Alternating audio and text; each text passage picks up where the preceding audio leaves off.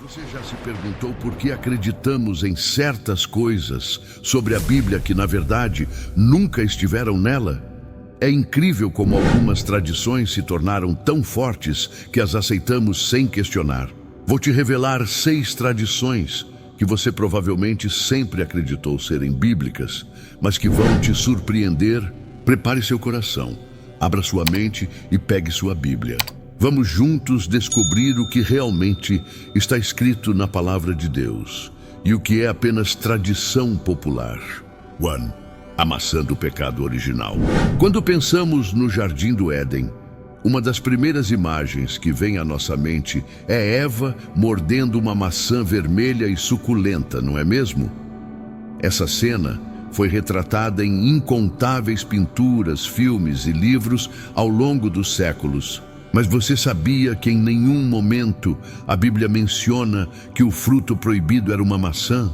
Em Gênesis 3:6, encontramos apenas a menção ao fruto da árvore.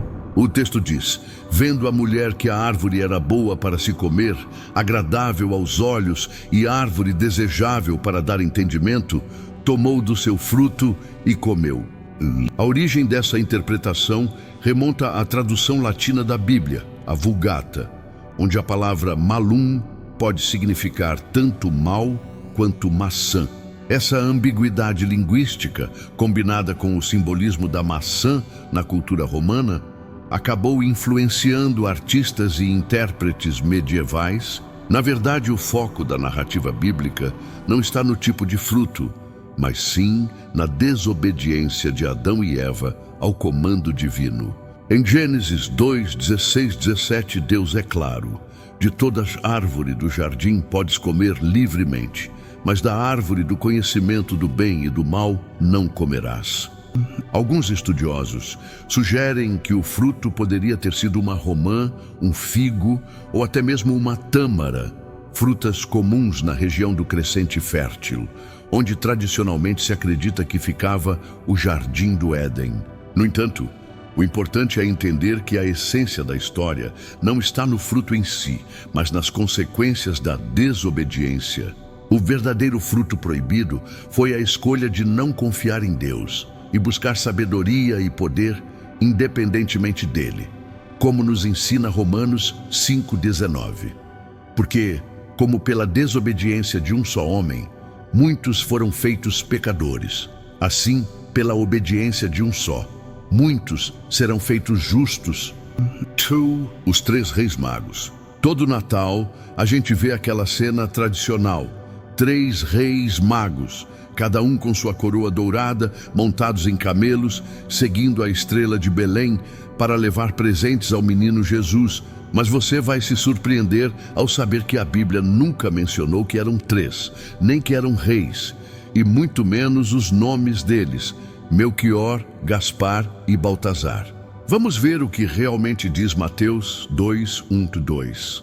Tendo Jesus nascido em Belém da Judéia, no tempo do rei Herodes, eis que vieram magos do Oriente a Jerusalém perguntando: onde está o recém-nascido rei dos judeus? Porque vimos a sua estrela no Oriente e viemos adorá-lo.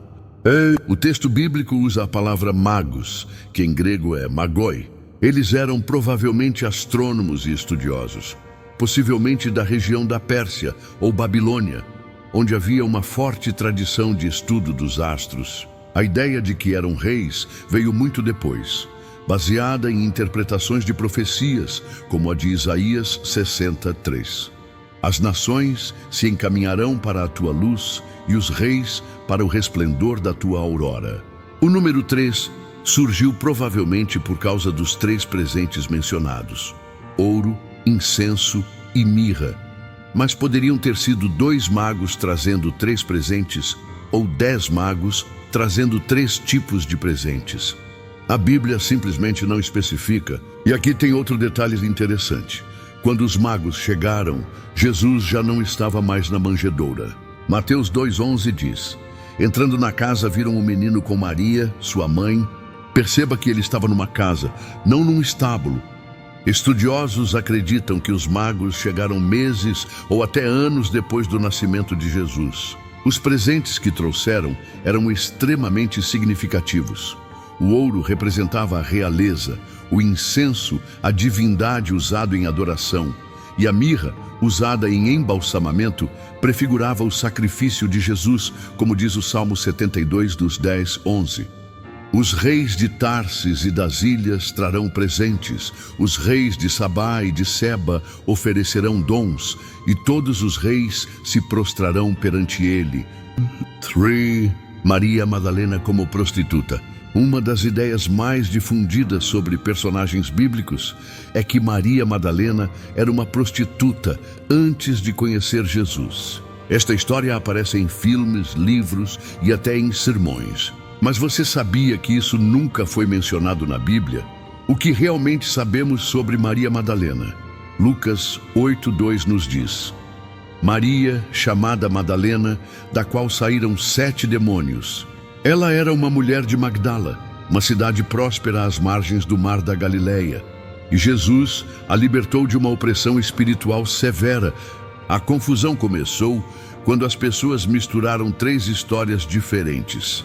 Maria Madalena, a mulher pecadora que ungiu os pés de Jesus com perfume, Lucas 7:36-50, e Maria de Betânia, irmã de Marta e Lázaro. Na verdade, Maria Madalena era uma seguidora dedicada de Jesus. Ela esteve presente nos momentos mais importantes do ministério dele. Foi uma das poucas que permaneceu à pé da cruz. João 19:25. Ajudou no sepultamento, Marcos 15:47, e foi a primeira pessoa a ver Jesus ressuscitado, João 20:14-18. Pense só, Jesus confiou a ela a mensagem mais importante da história, sua ressurreição. João 20:17-18 registra: Vai a meus irmãos e dize-lhes, subo para meu Pai e vosso Pai, para meu Deus e vosso Deus. O exemplo de Maria Madalena nos ensina sobre transformação e propósito. Depois de ser liberta, ela não apenas seguiu Jesus, mas se tornou uma das principais testemunhas de seu ministério.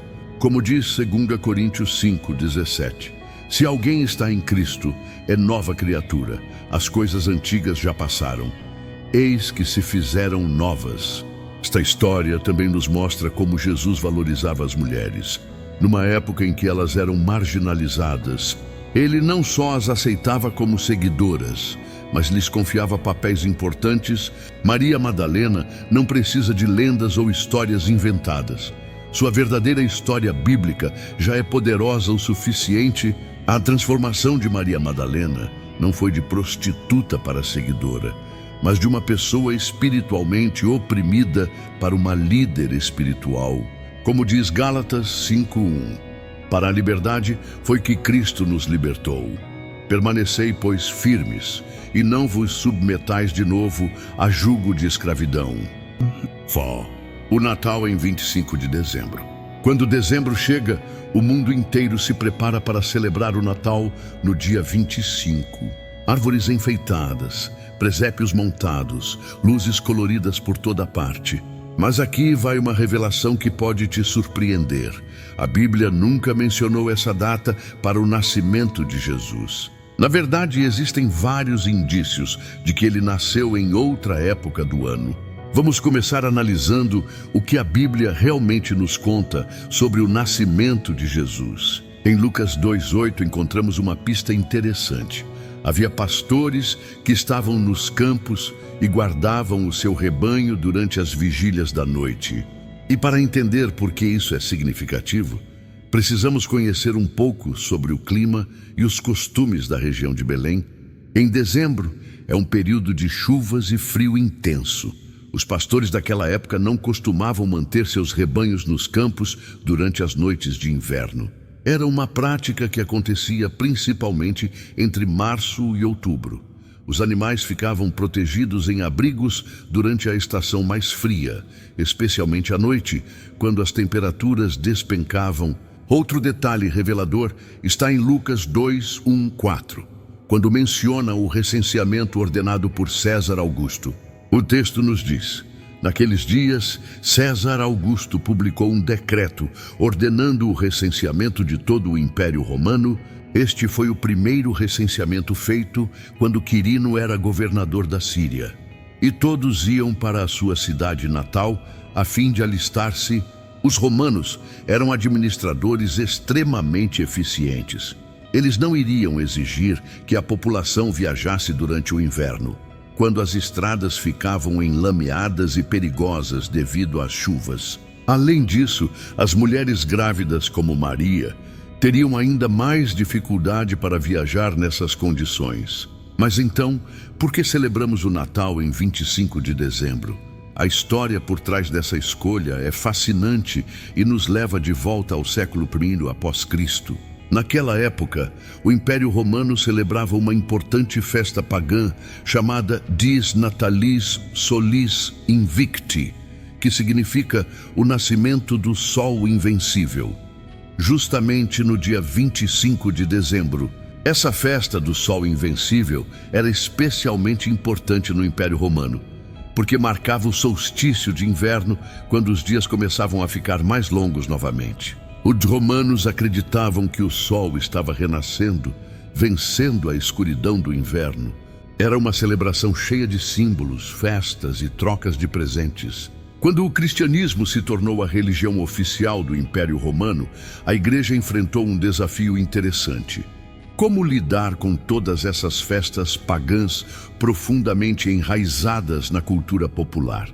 A estratégia adotada foi cristianizar essas celebrações, dando a elas novos significados cristãos. O Papa Júlio I, no ano 350, oficializou o 25 de dezembro como a data do nascimento de Jesus. Era uma escolha estratégica. Em vez de tentar eliminar uma festa popular, a igreja transformou seu significado. O simbolismo era perfeito. Jesus, a verdadeira luz do mundo, nascendo quando a luz natural começava a vencer as trevas do inverno. Mas existem outras teorias interessantes sobre a escolha da data. Uma delas está relacionada com uma antiga crença judaica de que os profetas morriam na mesma data em que foram concebidos. Como havia uma tradição que situava a morte de Jesus em 25 de março, alguns calcularam que sua concepção teria ocorrido nessa mesma data, e contando 9 meses depois, chegamos a 25 de dezembro. Os evangelhos nos dão algumas pistas sobre quando Jesus pode ter realmente nascido. Em Lucas 1, aprendemos que João Batista nasceu 6 meses antes de Jesus. O texto também menciona que Zacarias, pai de João, estava servindo no templo quando recebeu a notícia da gravidez de Isabel. Conhecendo a escala dos sacerdotes no templo, alguns estudiosos sugerem que Jesus pode ter nascido no outono, possivelmente durante a festa dos tabernáculos. Falando em festa dos tabernáculos, tem um simbolismo lindo nisso. Em João 1,14, quando diz que o Verbo se fez carne e habitou entre nós.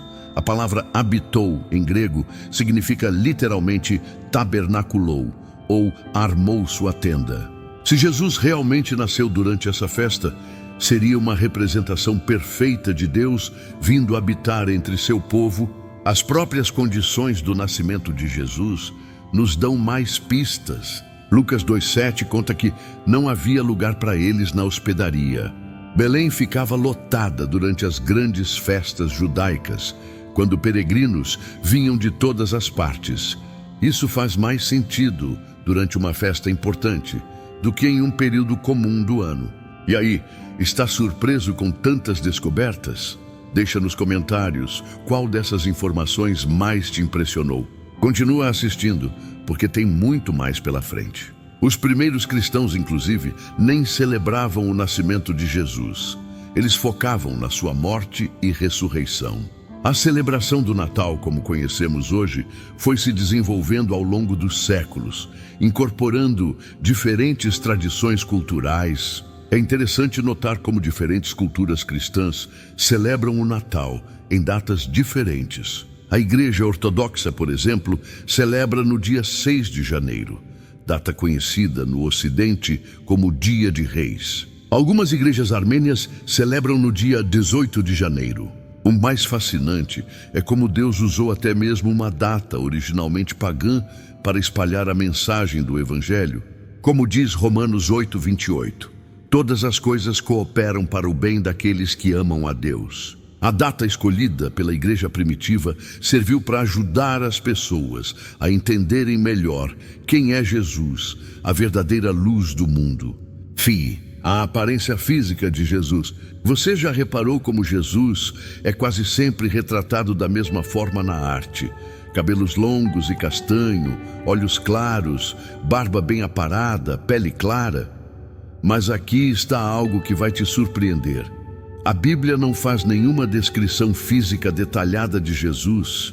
Na verdade, a única referência profética sobre sua aparência está em Isaías 53:2. Não havia nele beleza nem majestade que nos atraísse o olhar. Nada em sua aparência para que o desejássemos. Isso é bem diferente das imagens que estamos acostumados a ver, não é? Jesus era um judeu do primeiro século, nascido no Oriente Médio. Considerando o contexto histórico e geográfico, ele provavelmente tinha características típicas dos homens daquela região. Pele mais escura, cabelos e olhos castanho escuros e estatura mediana. O retrato comum de Jesus que conhecemos hoje foi fortemente influenciado pela arte renascentista europeia.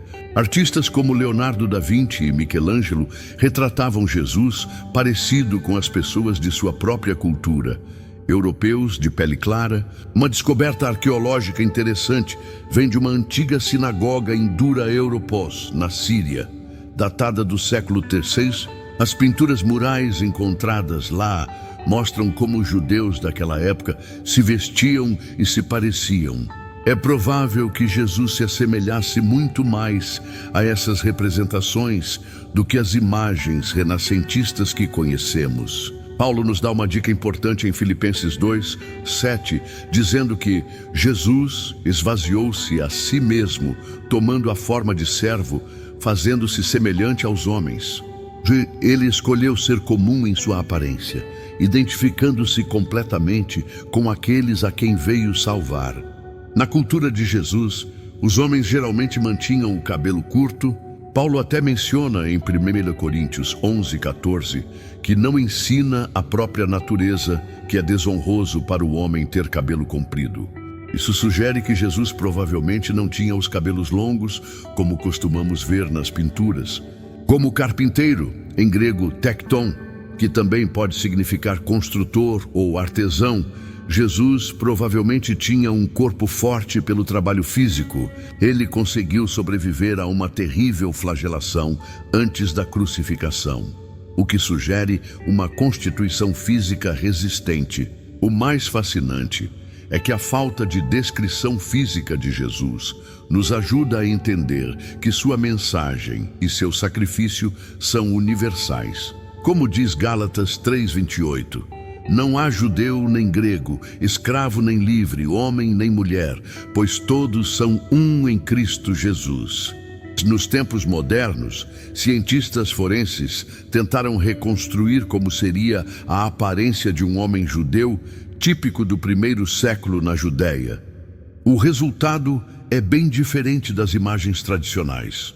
Um homem de estatura mediana, cerca de 1,70 m, pele morena queimada pelo sol, cabelos escuros e curtos e barba comum para os padrões judaicos da época.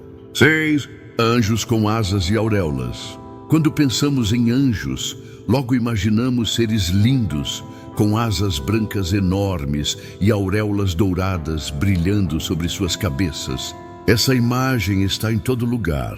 Pinturas, filmes e decorações natalinas. Mas você vai se surpreender ao descobrir que a Bíblia retrata os anjos de uma forma bem diferente. Na maioria das aparições bíblicas, os anjos se apresentam como homens comuns. Em Gênesis 18, quando 3 anjos visitam Abraão, eles parecem tão normais que ele inicialmente os trata como simples viajantes. Em Hebreus 13:2, somos lembrados: Não vos esqueçais da hospitalidade, porque por ela alguns, sem o saberem, hospedaram anjos. Os únicos seres angelicais descritos com asas na Bíblia são os querubins e os serafins. Em Isaías 6:2, os serafins são descritos com 6 asas. Com 2 cobriam o rosto, com 2 cobriam os pés e com 2 voavam.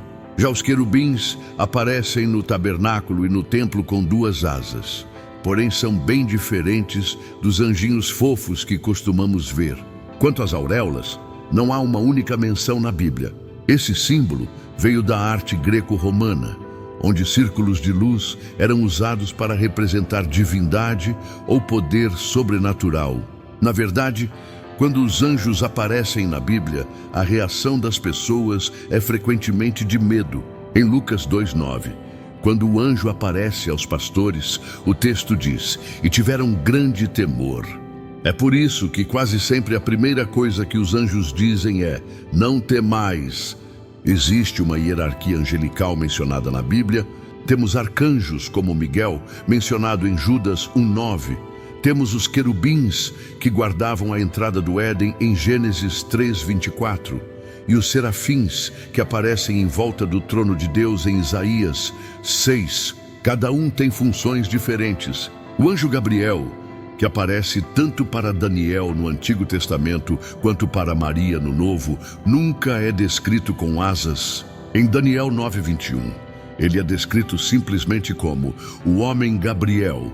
Quando aparece para Maria em Lucas 1, também não há menção de asas ou auréola.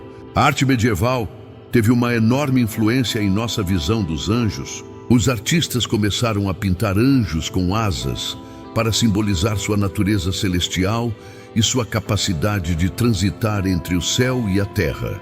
As auréolas foram adicionadas para representar santidade e luz divina. Em Apocalipse, encontramos descrições de anjos bem diferentes das representações artísticas populares. Em Apocalipse 10:1, um anjo é descrito assim: "Vi outro anjo forte descendo do céu, envolto em nuvem, com o arco-íris por cima de sua cabeça. O rosto era como o sol e as pernas como colunas de fogo." O aspecto mais interessante sobre os anjos é que eles são seres espirituais poderosos, mensageiros de Deus. Como diz Hebreus 1:14, não são todos eles espíritos ministradores enviados para servir a favor dos que hão de herdar a salvação? Em vários relatos bíblicos, os anjos aparecem em momentos cruciais. O anjo que impediu Abraão de sacrificar Isaque em Gênesis 22, o anjo que lutou com Jacó em Gênesis 32 e o anjo que libertou Pedro da prisão em Atos 12, em nenhum desses casos há menção de asas ou auréolas. O foco está sempre na mensagem ou missão que eles vieram cumprir. Um detalhe fascinante é que os anjos são tão impressionantes que as pessoas às vezes tentavam adorá-los. Em Apocalipse 22, os 8-9, João tenta se prostrar diante de um anjo, mas o anjo o impede, dizendo: "Olha, não faças isso. Eu sou conservo teu e de teus irmãos os profetas.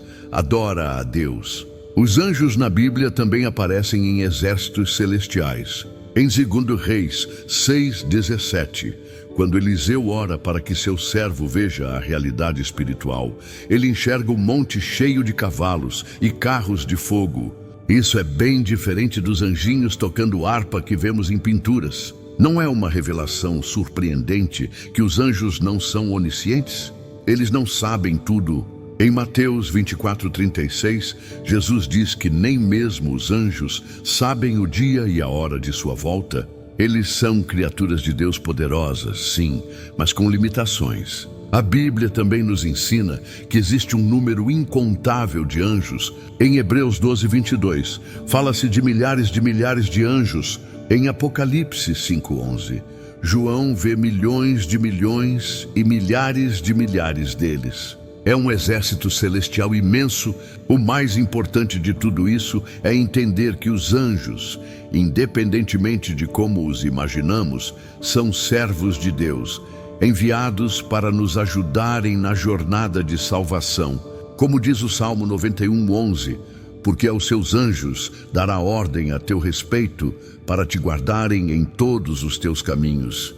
Chegamos ao fim das nossas 6 revelações surpreendentes sobre coisas que muita gente pensa que estão na Bíblia, mas na verdade nunca estiveram lá.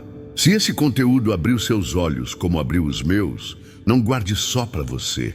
Compartilhe esse vídeo com pelo menos 3 amigos que precisam conhecer essas verdades. Deixe seu like, se inscreva no canal e ative o sininho para não perder nossos próximos vídeos reveladores. Lembre-se, o mais importante não é seguir tradições, mas conhecer a verdade da palavra de Deus. Como Jesus disse em João 8:32, e conhecereis a verdade, e a verdade vos libertará. Até o próximo vídeo. Que Deus abençoe vocês.